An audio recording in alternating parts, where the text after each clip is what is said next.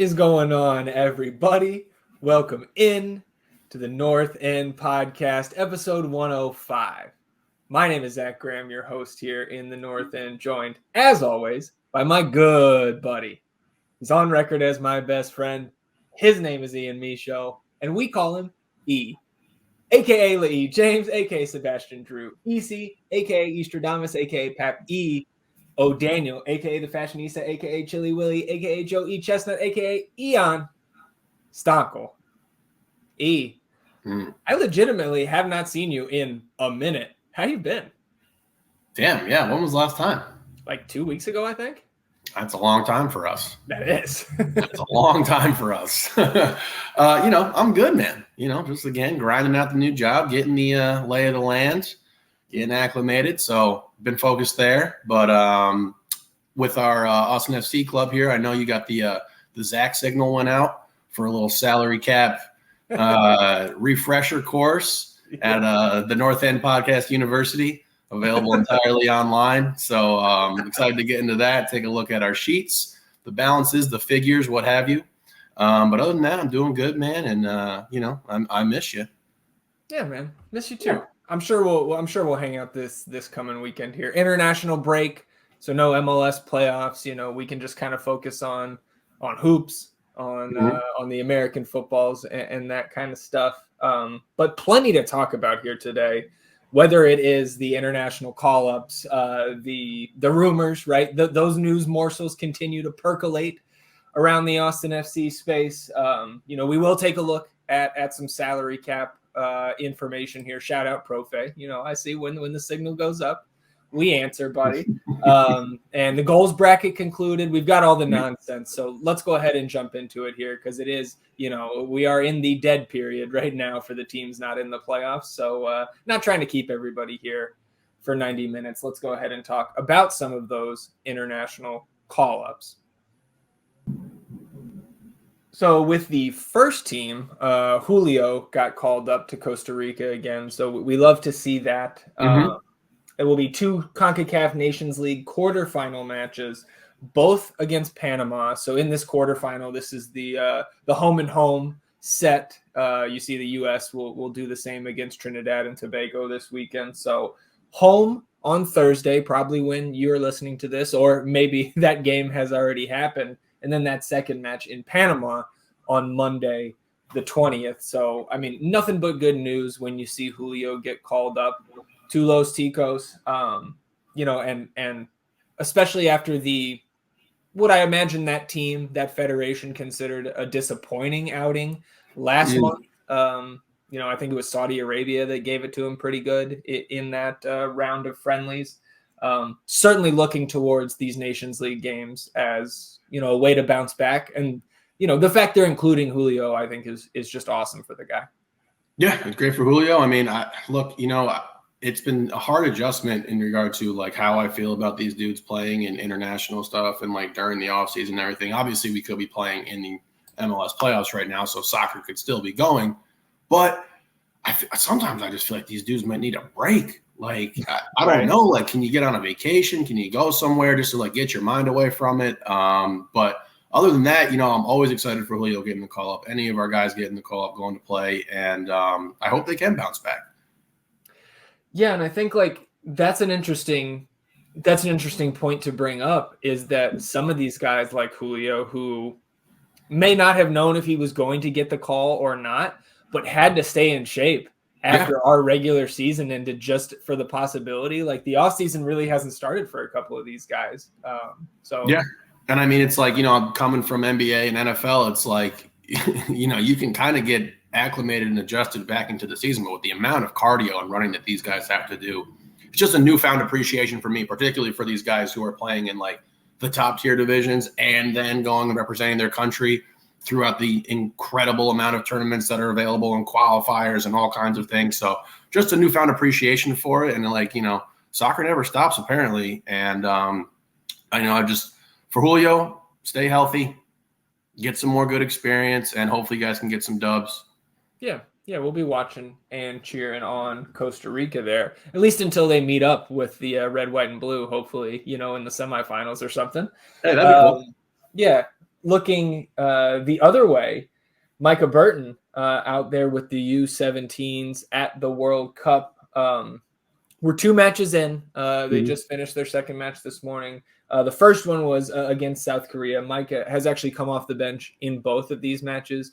Came in the 78th minute against South Korea in that 3-1 win. He's played up at the 9 in both of these matches. And that's kind of a factor, I think. And I think, and Landon, I think maybe been watching some of these games. I just caught the highlights because, again, these are middle of the night or early morning during the week. But playing up at the 9, I think just out of necessity because there are so many names on this roster.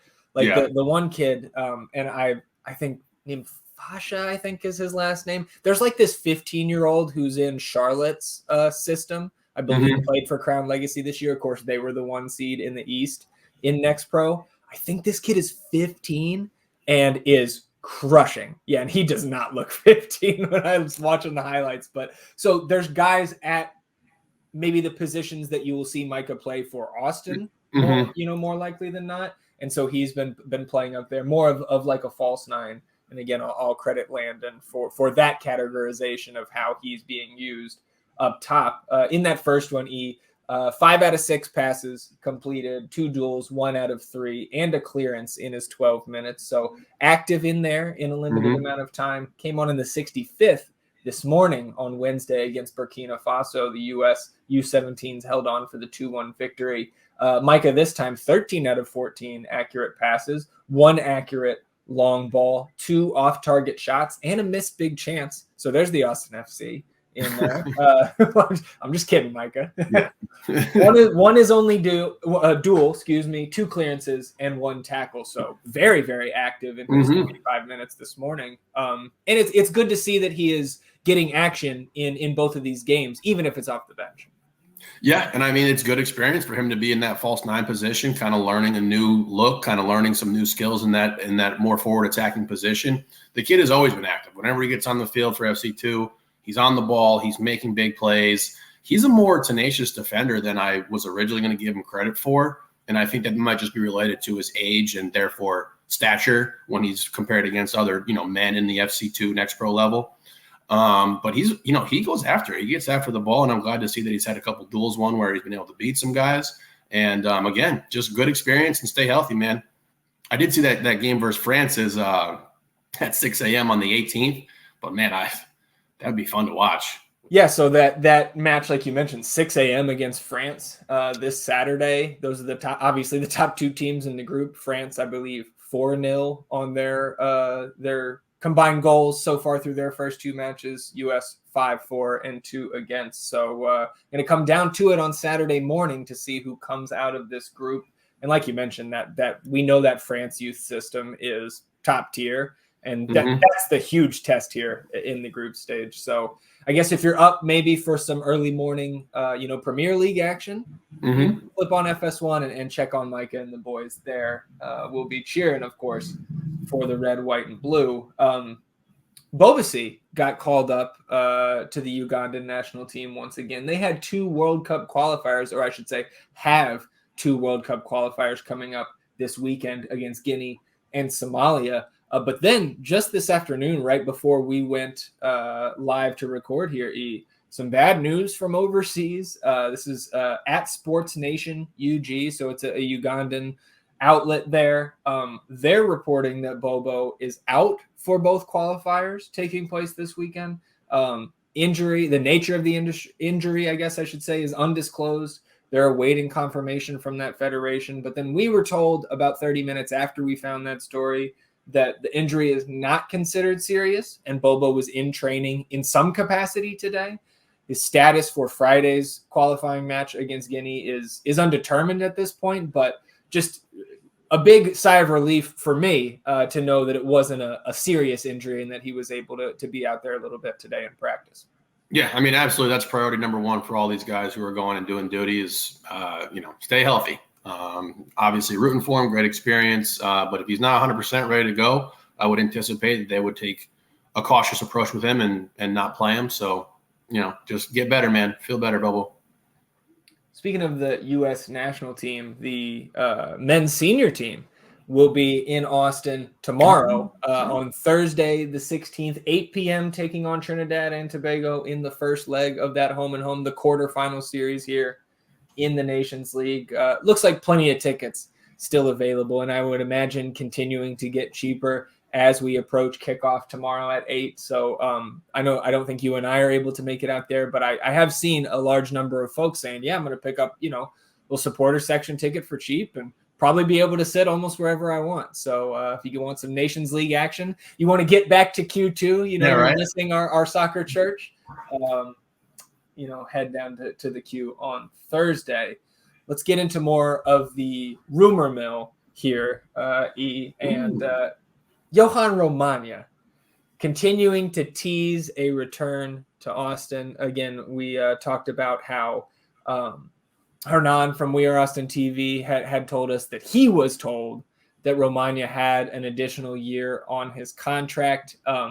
I did not see any of the Instagram posts, but the word was that he was posting pictures of himself in Austin, but there was no confirmation to my knowledge. And if somebody out there has this proof, definitely send it on to us because we're interested in it. I don't believe there is evidence yet that I've seen that those pictures were current. So I don't know if he's just saying, yeah, I know. I see the eye roll. So I'm not quite sure what's going on there. I think, you and I still very much in the camp that if he's under contract, that the front office is probably working to move him on, just because I just personally can't see how that coaching staff wouldn't consider all the bridges burned in terms of the trust, right? We talked about it with Romagna and his lack of fitness. So anything for you on that little development? I mean, man, if he's posting old pictures and like trying to tease that he's in Austin, that is just incredibly corny. And the one thing that I would like prefaced my entire position around him coming back, like being mature, like being a professional. This is unprofessional, bro. Like I get it. It's Instagram, but like, it's still unprofessional. And look, I just think, I don't even think it would be good for him. I think he would be incredibly frustrated. I think that he would be upset with the coaching staff. I think he would be upset about his minutes because there's just not minutes here for him. It's just not there. And like, I don't want to write the kid off completely and be like, he can't have a successful career somewhere, but like, it's just not here. And like, you made it clear that you also didn't want it to be here by your actions and like continuously 3 times showing up, not in shape. Like, we can't take it serious, man. Like I wouldn't take it seriously if he's like, yeah, I'm here. I'm bought in. So, and that's, no fault other than his. So, I hope they're working on some sort of situation to send him somewhere, get him some time, do whatever he's got to do. But, Austin's a beautiful city. You can post pictures of the, of the beautifulness. Yeah. The beauty. Yeah, I mean, and it's not that the minutes at center back aren't available, right? I just don't perceive it as minutes available for you here. I'm saying in the context where it's like the team where we envision having, there's not time for a Johan Romagna, especially to get developmental minutes. Like he's not a finished product. Like this is a work in progress. It's just not there. So. Yeah. For both of our sakes, the team and him, I hope that they figure something out. And it's like, we shipped him off down there to Paraguay and he wasn't getting a lot of run. You're not getting a lot of burn, man. Like and I mean he did get some, right? They had their run in that little tournament. I forget what Sudamerica or something like that, where like they had a big upset and some success there, and he was playing full 90s. But you look at his match log, like he was not healthy throughout that entire time. And again, and I will trust Landon, who he's got the Y Scout and he watches film. He said on Moon Tower's episode this week, he was like, I watched Romagna Olympia minutes and they were not impressive. So I'm gonna trust the guy watching the film there and our own eye test from last spring when we watched him in preseason not be ready to play. And that's the most basic thing, basic function of the job. You got to be ready to go. Like injuries happen, but you got to be on top of your fitness. And man, it's not the right situation. All right, and a little bit of a stop and start here, especially if you're watching on the YouTube channel, because it's apparently Chainsaw Day outside of the North End Podcast Studios. So trying our best to keep the audio a little bit clean here. But talking about Romagna, right, we had speculated that if he had an extra year on his contract, that 4th year, God damn it, Claudio, that Rodney Redis, coming from the same place, same agent, may have the same contract in terms of length. But We Are Austin TV is reporting that their source told them that Rodney Redis will not be returning to Austin FC. And I think the vernacular there was he cleaned out his locker, he's back in Paraguay, and he's moving on, will not be returning. So a little bit confusing. I'm a big fan of that because that would clear up one of those U22 spots, and we can talk more about that here when we talk about the cap space.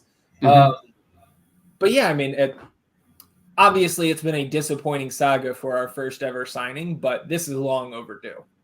Yeah, it is. And like, it didn't work out, and he was put in a position with a lot of expectation and a position where there wasn't a lot of talent around him, and you're a new guy coming in to a new franchise, and it's a tough spot to be in. So, you know, I definitely, from the balance sheet standpoint and from the cap sheet standpoint, I think it's a very good thing.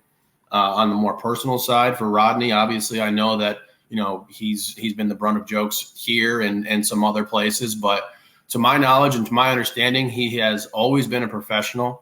You never heard anything sort of like shitty about him coming out of the locker room. It was just the performance on the field didn't live up to what we needed and was needed at this level of play. And same thing with Romagna. I'm not going to write the kid off and say that he can't have a career and flourish and grow wherever it may be. It's just not here. And, you know, that's fine. And that's a great experience for him to come into an expansion team and really get a look at the bare bones of what a team can look like. So, you know, I wish him well wherever he ends up. Again, balance sheet standpoint, you got to love it. And he was occupying a U22 spot. And as we have tried, you know, as has been hammered home into my head and as has been hammered home here on the pod, it's like you got to hit those. And you look at the success Miami had in that second half, the latter part of the season.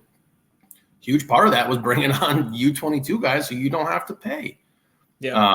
So it's a much needed upgrade coming, I would assume, and I very much wish Rodney well. Yeah, and it may not even be another U22, right? Because this can open up that full DP spot. Speaking of U22s, Musa Jite, and shout out Vanilla Mexican for being the one to post this highlight. He found a clip of Musa scoring a goal off a cross. Nice little volley there. So again, in that Turkish second division, and there's not a lot of stats super available for that. You can see on FotMob 11 appearances, 4 goals since July 23, getting there with, I believe it is, this is a hell of a pronunciation, Bandırmaspor. That's my best effort there. And yeah, like, I don't know, man. What do you think about that move? I know there was a lot of conversation when Vanilla posted that about should we bring him back, this or that. Like, what are your thoughts on Musa? It's the same thing with these other 2 guys that we've discussed. It's the same exact thing. Like, I'm happy for you. Great, man. Like, I'm glad you got 4 goals in 11 games. It's the Turkish second league. Like, you are not filling a need here in Austin that we desperately have. So it's just like, I wish you well. Again, Musa, consummate professional, great human being, experienced a ton of family and personal issues when he was at the latter part of his career or tenure here. And he handled those really well, and he played great. He had the only hat trick in club history, and like I fucking love the guy. When we first got him, I was all excited about him getting on the field. Musa, the big body, let's get him the ball, let him go, let him create a little havoc. But like again, it just didn't work out. Like it did not translate, and all those things are great about him being a great human and a professional, and it's like great, but at the same time, we have to have it on the other side where it's like you got to be able to put something out in the field that we can consistently count on, especially when you're occupying one of these very important spots. So it's something I'm happy for. I'm always going to wish Musa well. But there's, again, where the direction this team is heading, there is no room for Musa Jite, period. That's it. Like, there's nothing. I love the guy, but there's no room for him. Yeah. No. Yeah, no, I second that. I think the biggest positive for me, outside of just Musa doing well and us being fans of him, even though we don't think he's, a piece that we necessarily need moving forward with the goals that we, or the vision we think this front office has, it'd make it easier to put him somewhere else for the last 6 months of his contract, because his loan is until the summer this coming year. And then we need a place to put him for the last 6 months of that. And again, that to me is why I would like to hold on to that buyout, because in an emergency, in a pinch, if there's nowhere to put him, you can just pay him and get him off the books. Fair. So obviously we'll keep our eye on Musa.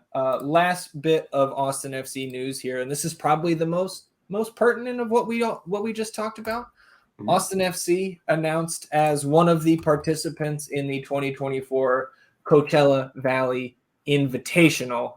This will take place from February 4th through the 17th, this coming preseason. And Austin is one of 10 MLS clubs taking part in the unique preseason training and exhibition event. The 2024 participants are Austin, Charlotte FC, LA Galaxy, LAFC, Minnesota United, NYCFC, New York Red Bulls, the Timbers, the Quakes, and St. Louis. So the full schedule of these exhibitions will be made public in the coming weeks, and all of these matches will be open to the public and take place on the site made famous by the Coachella Valley Music and Arts Festival. This is the Empire Polo Club out there in Indio, California. So, I don't know. Are we taking a February trip out to California? I don't know. I think we got to think about it.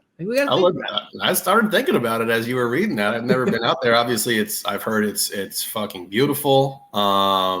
This should be fun. Yeah. It's a long stretch though. 4th to the 17th. Well, so the thing is about this, and there's just, I guess, a couple of things that I wanted to touch on here. This, and I think there's some people just kind of misreading what this is. This is not a tournament. There's no champion. There's no, these are preseason exhibitions. Just think about what we did, or what the club did last February, going out to Florida, right? Or I actually think that was late January when we went out there and played those 2 preseason games where there was nothing broadcast, and we're looking at still images and we're looking at 10-second clips of goals from the end line to try to get some crumbs about what was going on in those matches. These are going to be, from what you see on the pitch, to me, the exact same thing. They're preseason exhibitions. You're unlikely to see more than one full half of the Austin strongest 11, right? The best 11 together on the pitch. These are just preseason games. And so there is literally nothing on the line. And we should not treat these games as such as fans. And I don't think the majority of people are. I've just seen people on Twitter. I've heard it talked about on various podcasts. It's preseason, guys. It's okay. Yeah. Well, I mean, the press release says tournament, so it can't be too upset. And obviously they're going to say tournament to try to spice it up a little bit and be like, oh, this actually matters. But it does say tournament right there, the 2024 tournament participants. Okay, tournament participants. But right before that, unique preseason training and exhibition event. That's what I'm saying. I can't blame somebody if they're like, oh, there's a tournament, because they use that language in there. But that language is just being used as, a little marketing. It's a little fluff. Yeah. I get it. But I think it is, again, it makes total sense, whether it's Florida, whether it's California. Let's all congregate in a place where we can have some scrimmages. It's going to be, more likely than not, really nice weather in early to mid-February there. Yep. So all that makes sense. And now I'm just looking forward to what's the full preseason schedule, because these are the 2 weeks when we had those Verde Hill matches last year. So do we maybe get a Verde Hill match before they go out to California, or are we getting nothing? And is the club on purpose trying to get away from Verde Hill So we can't, we got to put in a lot more effort to get the crumbs. I don't know. I'll put the tinfoil hat on, it's A no Verde Hill conspiracy. Yeah. We'll see. We'll see. Yeah. So just definitely a little bit of excitement there with the first official Austin FC dates coming out for the 2024 season.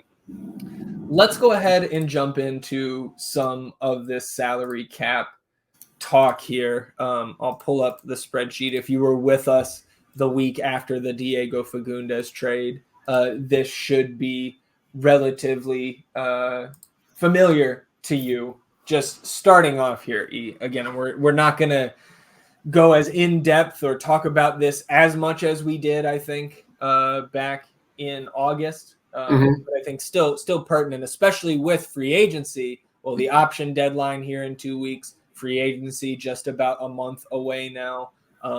It's time to start thinking and again, get smarter as a fan base, I think, when it comes to the roster mechanisms and the how and the why of the move, and not just our fan emotions. If you just want to sit in those emotions and be happy or sad about your favorite player leaving or staying, that's great. But there is just more to every move, right? So, and this is a complicated, convoluted, insane salary and like cap and structure that this league has. So, it's always good for a little refresher. And I feel like we'll probably be diving into this a couple more times with signings coming in and figuring out where the money's going.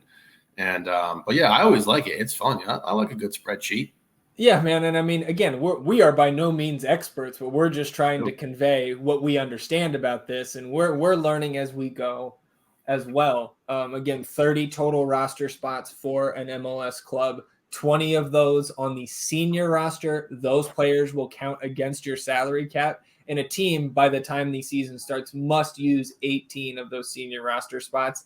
Any vacant spots below that, they will be charged the senior minimum salary to their budget sheet. Then you get 10 spots on your supplemental roster. Those supplemental roster spots do not count against the cap.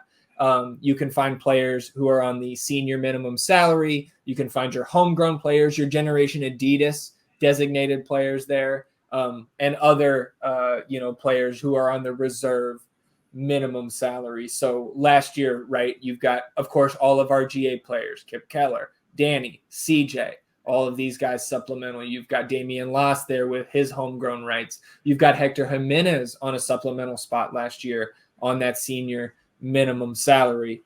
So anything else you wanted to add there on those roster spots? Obviously, we'll talk more about those as we go here. Nope, I'm good. So then salary cap last year was 5.21 million. Max cap hit per player was right around 651,000. Senior minimum reserve, 85,000. Reserve minimum salary, 67,000. And there was 1.9 million in general allocation money per team last year, and 2.72 million in targeted allocation money, your GAM and TAM. Now those figures are changing year over year. We'll take a look at that in a second. Of course, we have the various roster designations that are related to the salary cap. You've got your designated players who only hit the cap sheet with a maximum budget charge. So last year, your DP players, your Driussi, your Alex Ring, your Emiliano Rigoni only hit the cap sheet at $651,250, even though they were being paid much more than that, especially in Seba's case, a little over $6 million, I believe, in guaranteed compensation. Then you've got your U22 initiative spots. Again, there are 3 of those spots.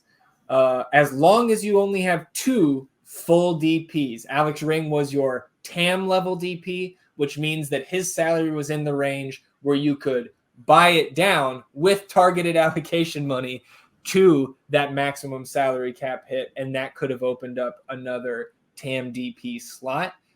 You can only have 3 full DPs if you have 1 or no U22 initiative players. U22 initiative players are pseudo designated players. Their cap hits are only $200,000 against the salary budget. So you look at a guy like Musa Jite, who I think was on like 450, something like that. We'll see it on the cap sheet here in a minute. Jean Kolmanich, who I think is on 325, Rodney Redis, who was on 400 and something. All three of those players counting just 200,000 in terms of their salary budget charge. You've got your homegrown players. Those are to a certain number of years or age. Again, they're supplemental roster spots. So your Owen Wolfs, right? Your Damian Lass, your Micah Burton, if he was signed to a first team deal, would be a supplemental spot given that homegrown designation. And then your Generation Adidas players, those are, of course, the class of players that are nominated before the Super Draft. They are guaranteed to be selected in the draft and receive a 3-year deal. For those 3 years, they are on the supplemental spot and don't count against the cap. And we are just about to arrive at our first GA player in Danny Pereira, coming off of that supplemental spot with an option, as we've discussed. And if that option is picked up, of course, will be then on the senior roster. We've also got international designations. Of course, those players coming internationally who do not have a green card or citizenship. That is unrelated to the salary cap, but each team starts the calendar year with 8 international slots. Those slots are tradable, and there is no limit to how many international spots you can acquire. So for various teams, that means more compared to some others. Anything else for you on this portion? Again, I know this is flying through it compared to how we described things back in August. Maybe, you know what I'll do is if editing tonight, I will link back to the episode in August, just in case anybody wants to go. That was a much more lengthy discussion, if I recall correctly. It was Professor ZG in full effect here. Yeah, you're good, man. You're crushing it.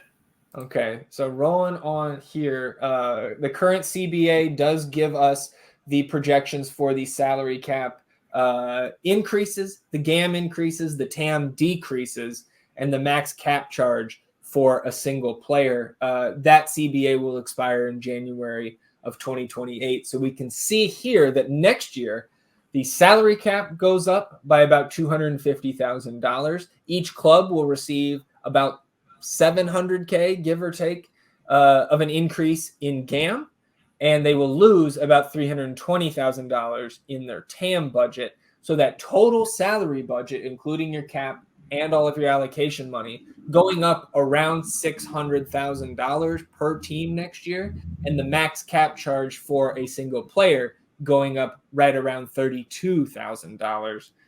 So those are some of the adjustments we see here. Anything for you on those increases? You know, we talked about them in the summer, but much more real now that we're sitting, a month out from free agency.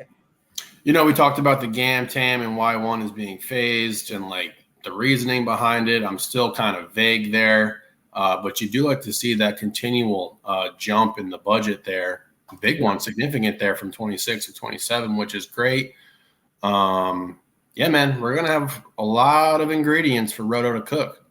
Yep. Yeah, there's no question. So what we had back in August was the cap sheet as it stood after the Diego trade, right? So this is the 2023 cap sheet. Let me zoom out here. This is what we had. And there's obviously a lot of numbers there. I think it's probably illegible there if you're watching on the YouTube channel. But just to illustrate, so this is what we had there. We had the green senior roster spots here. We had the red supplemental spots here. And then we had our upcoming free agents down here. And then we were messing with, the GAM return for the Diego trade and Memo, etc.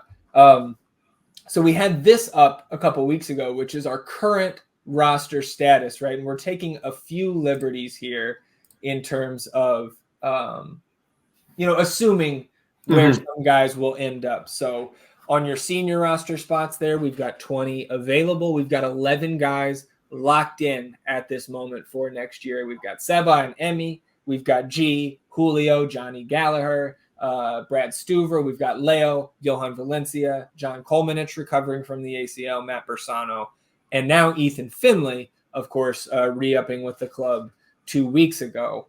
Then we've got options on guys here who could come back. Either picking up their option or re-signing under a new deal. Alex Ring, Memo Rodriguez, Adam Lundqvist, Will Bruin, Johan Romagna, Musa Gite, and Danny Pereira. Of course, Musa will not be on the cap sheet, if I recall correctly, or at least he will not be occupying a roster spot as long as he is loaned out. But again, that's going to factor into the calculus for this front office, the fact that they have to find a place to put him for the last 6 months come summer 24. Supplemental roster, we've got Owen, Kip, and CJ locked in for next year. Options on Las, Asensio, Ocampo Chavez, and Hector Jimenez. And then we've got our departures in here. Sophie Jafal, Brandon Craig going back to Philly, Maxi Arruti, who has posted his farewell, Nick Lima, who has been reportedly or going to be traded, and then Rodney Redis, just trusting in that We Are Austin TV information that they broke this week. So, I mean, potentially here, and again, I think Danny going to be here in all likelihood, Damian Las going to be here in all likelihood, but I would decline everything else, which would leave you with 8 senior spots and 6 supplemental spots, 14 spots to fill potentially this offseason. Again, like I know we're expecting the big names, like potential huge signing or 2 in the summer window, but a lot is going to go on here in December, January. Yeah, there's going to be a ton of movement, as we've hinted at for a long time now, particularly after this Diego trade and like what that meant, the writing on the wall for this club going forward. Yeah, I mean, we've talked about all these guys, Lundqvist, Bruin, Romagna, Gite, obviously Danny, Alex we want back on a team-friendly deal. He can't be a DP. I understand if he wants to get paid more. Memo, I think, was underutilized. Still, we didn't see what we could get from him. If he wants a team-friendly deal that's lower than market average, okay, I think I'm all right with that. He didn't necessarily show anything in his limited amount of time that made me really be like, okay, this is a guy that we need to lock up for the future. But yeah, man, I would open up as much as I could and really try to revamp everything that we can. Like, there's just going to be so much room to make moves, and it's exciting. Just crossed my mind the Step Brothers. So much room for activities. Yeah, like I don't think that's an inaccurate reference there to what Rodo's got in front of him here with free agency coming up in December. With Memo, right? I think he's on. I guess I can go back to our 2023 page here. He was on 180 guaranteed comp 210. Like that's. Again, if they feel like that's an option they want to pick up, I think I'm fine with that because that's basically double the minimum budget charge. Yeah. And by all accounts, he's well worth that in this league. Again, especially as like a rotation player. We're not paying him as a starter like that. So I guess I'm not shocked if that gets picked up, but either way, I'm not surprised. As long as it's for the right money. Like I'm okay with it. Yeah. Add to the continuity. Yeah, no question. So looking here at the 2024 sheet, and we can zoom out a little bit, what we've done here is, of course, update on the side here, the 2023 cap. We've got our new figures in there with what the league has provided us. What we don't know, to my knowledge, isn't public yet, what the senior minimum and reserve minimum salaries will be, but that's not super important to what we're doing here. These are the players, and I may need to zoom out. No, that's good. We've got it all here. These are the players that carrying over from that sheet we were just looking at. These are the guys who are locked in and making a couple, again, assumptions here. I've got Danny still in there. We've got Ethan Finley back in there, of course, and we won't know until that first salary dump by the PA. Which I think was April last year. We won't know exactly what the terms were for Ethan's new contract, but what we did here is just went ahead. He was on 425 last year. I think we would be shocked if that number was larger next year, and I think at least marginally less pay for Ethan next season. So we went ahead and put him at 425, and so could be even more space freed up if he is indeed taking a pay cut next year. And I think what we can do now here, I have this nice little Danny senior spot. We'll go ahead and just copy that in.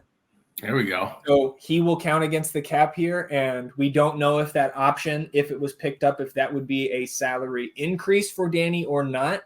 I am assuming right now that it is not, and it would be the same guaranteed compensation that he has made over the last 3 years. Because when the PA puts out the guaranteed comps, those are averages of the full life of the contract, including option years.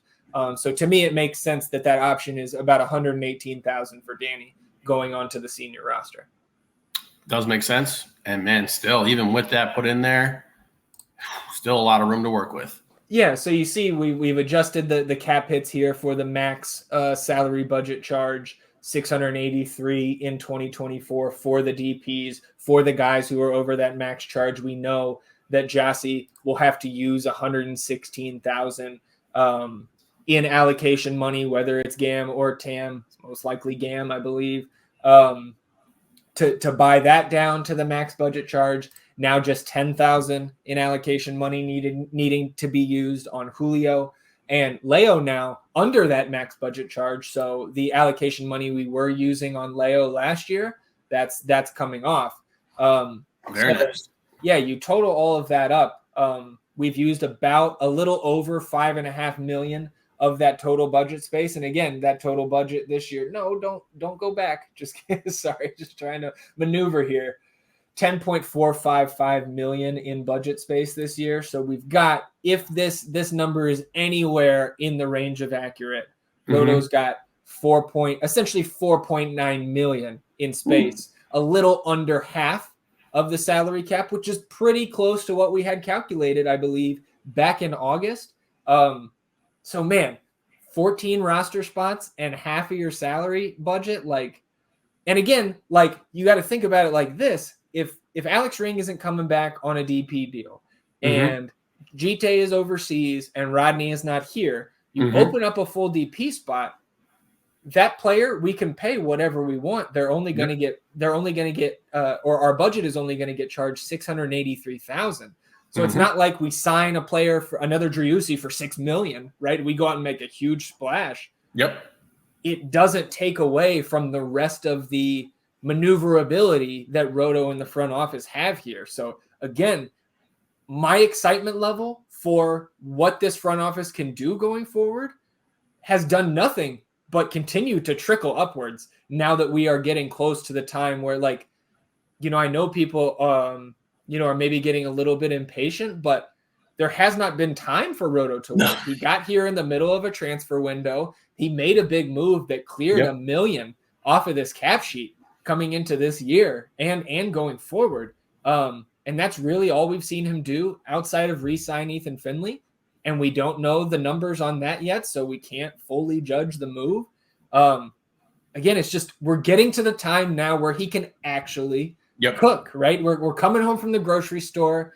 We've got all the ingredients for this feast here over the holidays. And I cannot wait to see this window, the next, and 2 to 3 windows is the timeline we've been given. I cannot wait to see what the product is going to be.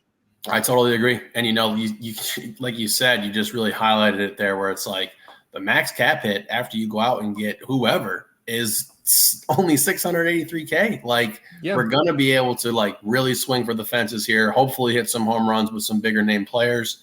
Man, I'm excited. It's going to be something that when you have this dude at the helm and you have this much money at his disposal and this many open spots on your roster, you can't help but be excited. And I know we've had to be patient, but this is where we're going to get the fruit from these trades, the fruit from all of these things that we've done and the hard goodbyes we've had to say. So it's going to be fun, man. I hope people are getting excited because this is the first window of the 3 that we've been told where we're going to capitalize. So I am ready. My body is ready.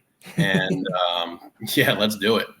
Yeah. And again, the rumors that changes could be coming to the salary cap, potentially adding a 4th DP. Again, these are major sweeping changes that are rumored, and there is little to no credibility to them to this point. But again, we think that the league is going to try to capitalize on Messi's arrival over the next, 2 remaining years on his contract. I expect him to move, quicker rather than slower. So this could even, we could have even more space. You had a fourth DP, we get 2 DP slots to potentially, I don't know if we would fill either of those here if the target is going to become available in the summer. Again, I'll be patient for that. It's just Rodo came in and very quickly maneuvered us to a point where we have just so much room to work with. And you look at the designations, right?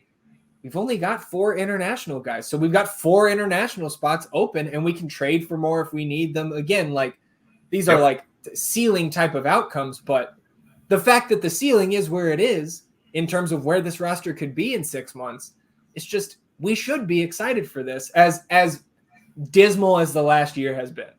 Yep. And I mean, honestly, like it hasn't been like Roto's been feeding us a bunch of crap either. He's come in and made the plan clear. Like, this is what we're doing. This is the direction we're heading.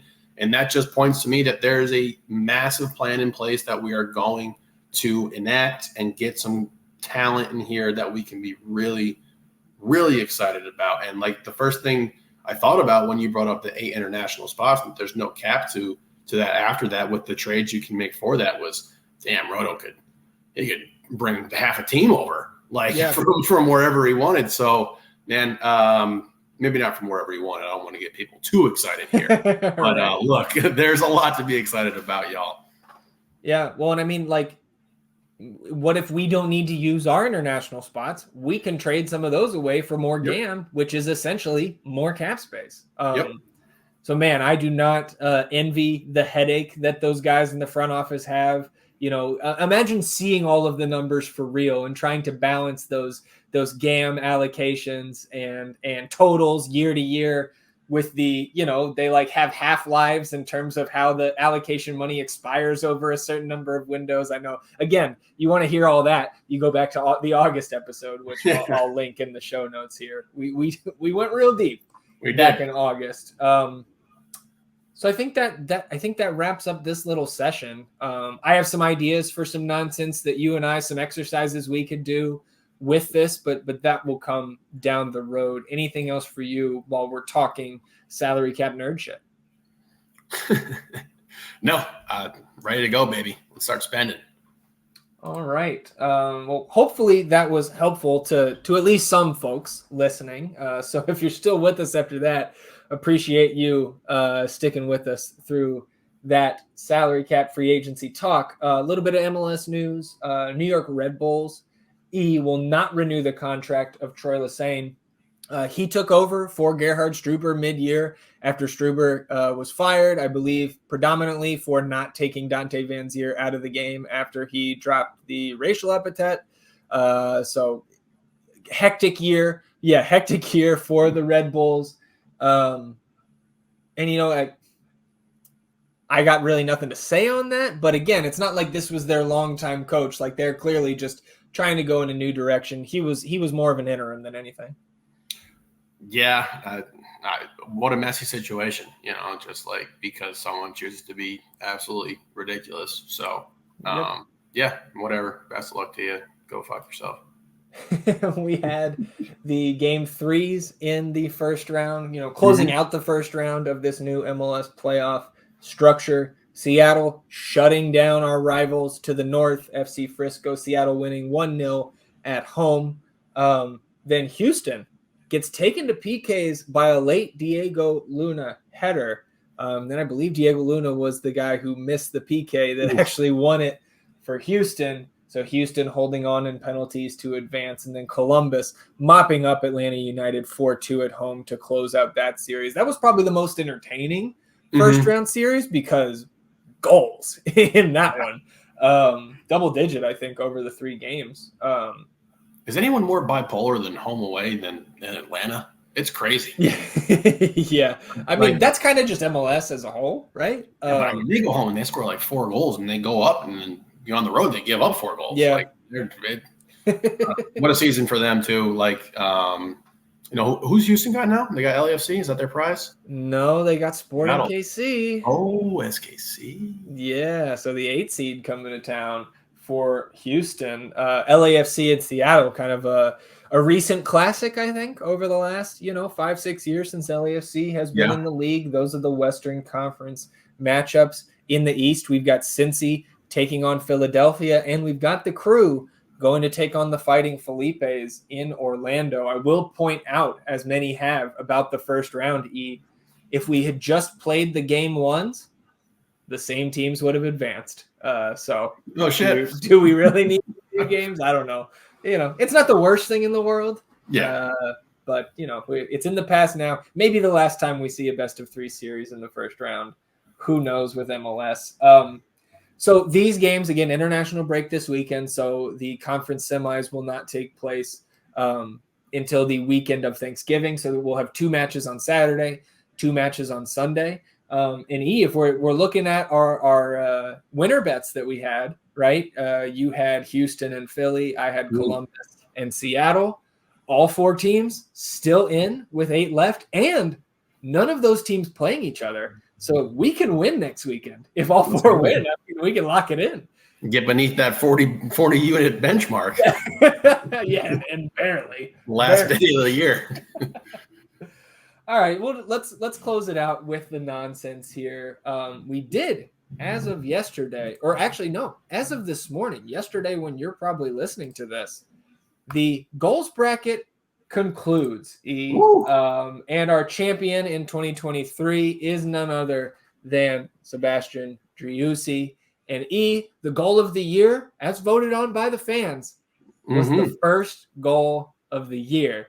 So I don't know. I think that says that we all just, we want to get as close to those vibes as we can when we all had so much hope.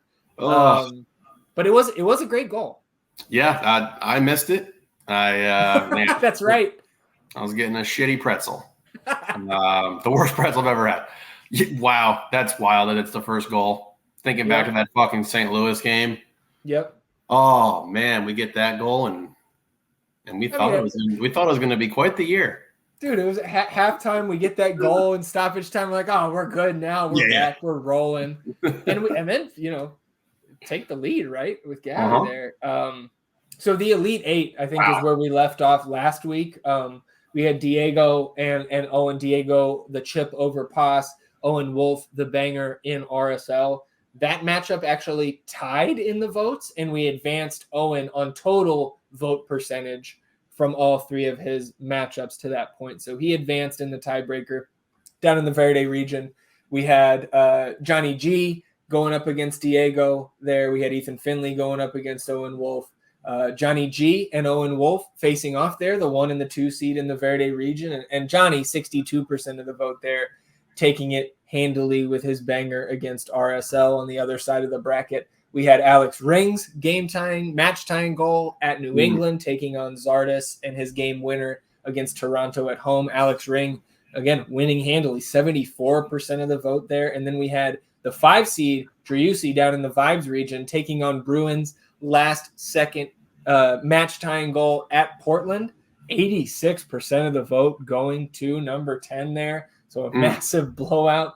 We still love you, Papa Bruin. The Final Four, Driussi taking on Alex Ring, 64% of the vote to Seba, 71% of the vote to Johnny Gallagher's opening screamer at RSL. And that was matched up against the game winner in that match, Owen Wolf's first goal for the club.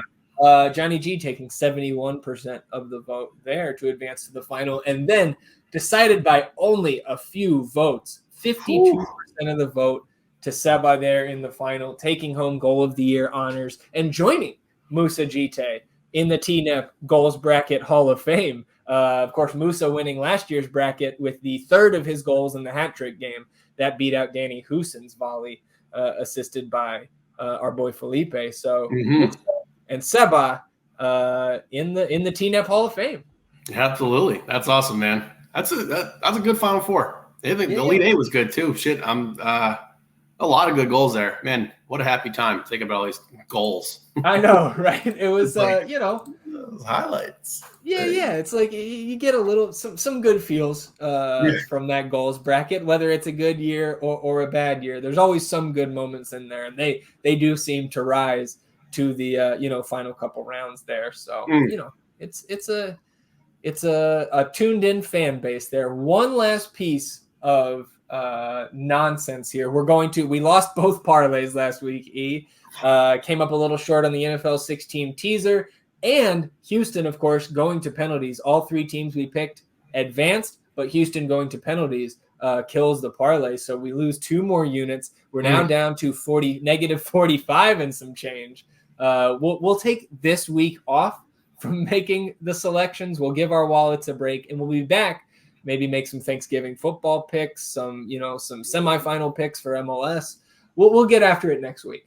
Oh yeah, it's gonna be a big bets week next week, baby.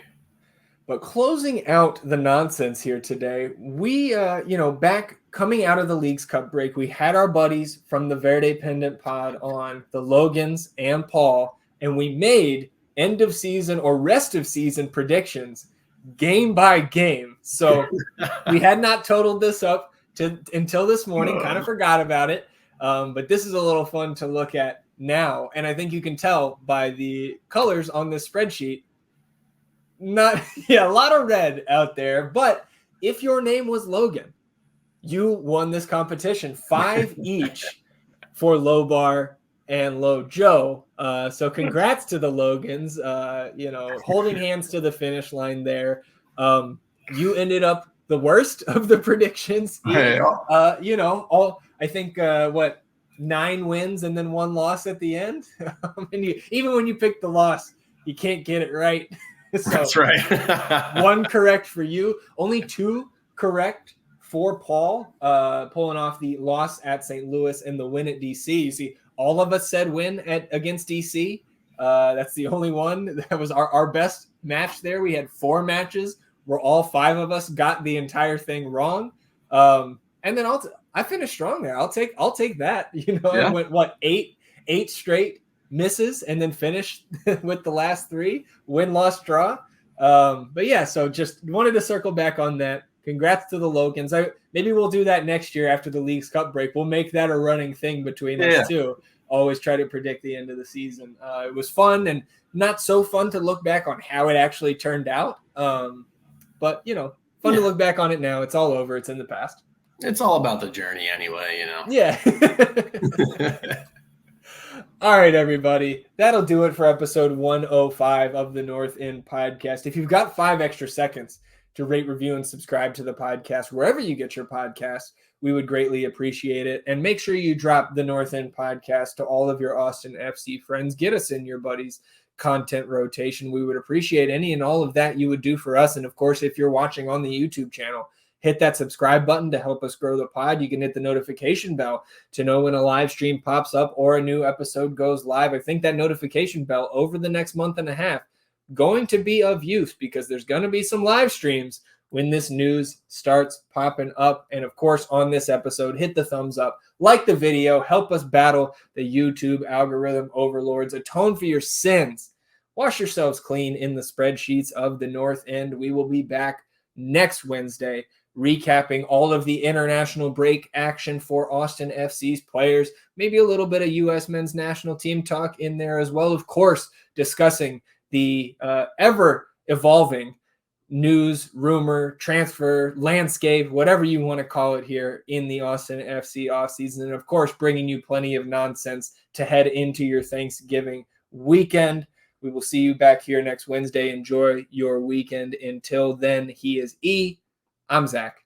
Vamos Austin FC, everybody. Goodbye.